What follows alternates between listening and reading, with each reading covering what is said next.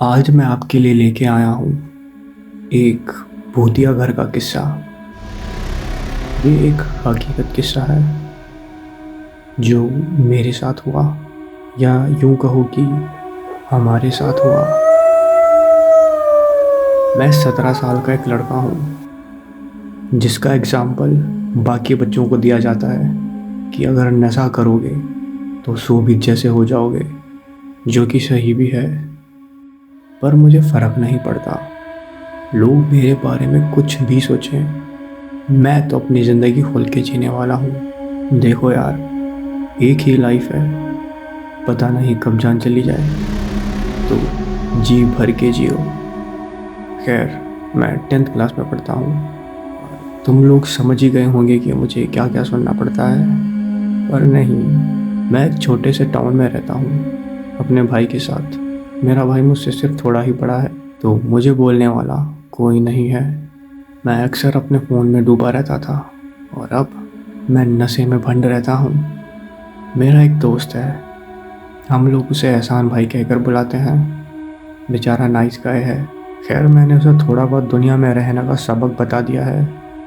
वो मेरा बहुत अच्छा दोस्त है, हम साथ में बहुत वक्त बिताते हैं। इस कहानी में एक और किरदार है, मोहित। ये वही है जो हवस के पुजारियों को क्लास देता है। अभी रिसेंटली इसने स्टेडियम में एक लड़की को छेड़ा, और वो लड़की कोई नहीं बल्कि अपने एहसान भाई की क्रश थी। दरअसल प्लान कुछ यूँ था कि मोहित उसे छेड़ेगा और एहसान भाई उस लड़की के सामने मोहित को पीटेंगे और वो हीरो बन जाएगा। हाँ, ये आइडिया मूवी से ही लिया था। बॉलीवुड हमें यही तो सिखाता है। पर एहसान भाई उस दिन स्टेडियम गया ही नहीं और मोहित को उसे छेड़ने में मज़ा आने लगा। अब मोहित हर दिन उस लड़की को छेड़ने लगा, पर जैसे ही ये बात एहसान भाई को पता चली, वो मोहित से लड़ने को तैयार हो गया। पर कहाँ एहसान भाई शरीफ आदमी, और कहाँ वो मोहित।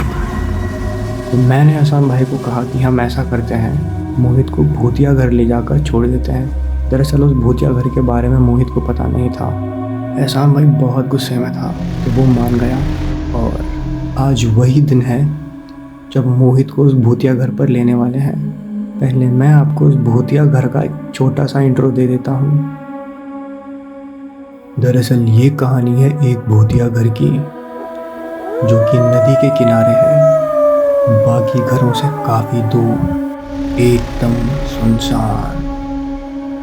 सुनने में आया था जिस ज़मीन पर यह घर बना है, उस ज़मीन पर पहले शमशान घाट हुआ करता था। मतलब वहाँ मुर्दों को दफनाया जाता था। उस घर से लोगों को रोने की और चिल्लाने की और बर्तनों के बजने की आवाज़ें आती थी, मानो वहाँ कोई परिवार रहता हो। आसपास के लोग भूतिया घर के बारे में बहुत बातें करते थे और सब के सब डरे हुए थे।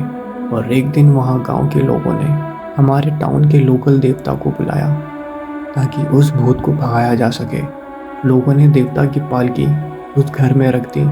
शाम को पुजारियों ने पूजा की और डिसाइड किया कि देवता की पालकी रात को यहीं रखी जाएगी। कुछ लोग रात भर घर के बाहर कैंप फायर जलाकर ठहर गए, ये देखने के लिए कि आखिर रात को होता क्या है। और रात को लोगों ने घर के अंदर कुछ महसूस किया। घर के अंदर से लोगों को कुछ रोने की आवाज़ें आने लगी। खिड़कियां जोर जोर से खटखटाई जा रही थी।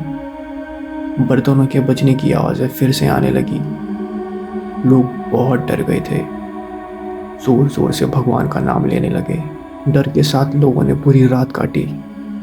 सुबह होने पर जब लोग घर के अंदर गए तो नज़ारा देखकर सब फ्रीज हो गए। उन्होंने देखा अंदर पूजा के सारे सामान बिखरे पड़े हैं, मानो किसी ने बर्तन फेंक फेंक कर एक दूसरे पर हमला किया हो। और सारा सिंदूर बिखरा पड़ा है। फर्श एकदम लाल हुआ पड़ा है और इस लाल फर्श पर देवता की पालकी रखी थी, जो कि अब पलटी हुई थी। ये देखकर सब बहुत डर गए और देवता की पालकी को सम्मानपूर्वक उठाकर ले गए। शायद भूत भाग गया हो, सबको यही लगा।